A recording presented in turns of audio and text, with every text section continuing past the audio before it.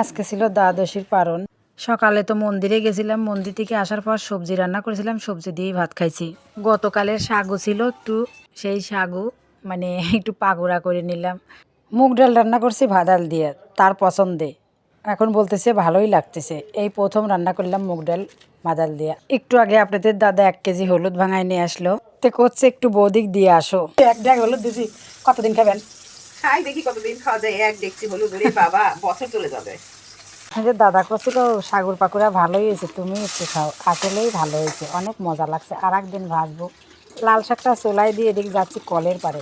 আমার খেয়ালই নাই যে জল ছাড়া কাপড় চোপড়ও ধুচ্ছিলাম এরই মধ্যে। হঠাৎ করেই আকাশটাও দেখেন মেঘলা হয়ে গেছে, কি একটা অবস্থা। লাল শাকটা দেখে এসে হয়েই গেছে এই যে। আর এটা হচ্ছে মেয়া বুড়ির মাছ, সেদ্ধ করতেছি তেলাপিয়া মাছ। বাচ্চাগুলি কিভাবে শুয়ে আছে, এদিকে যাচ্ছি কাপড় চোপড় নাড়িয়ে দেওয়ার জন্য। রান্না টান্নাও হয়ে গেছে, কাপড় চোপড়ও ধোয়া শেষ। এখন খাওয়া দাওয়া করব, খাওয়া দাওয়া করে একটু রেস্ট নেব। অনেক দৌড়াইছি আজকে। এরপরে আবার ঘর বাড়ি গোছগাছ করা আছে, ঘর বাড়ি এখনও গোছগাছ করা হয়নি। একটা প্লেটও সাজায় নিচ্ছি, খাওয়া দাওয়া করব।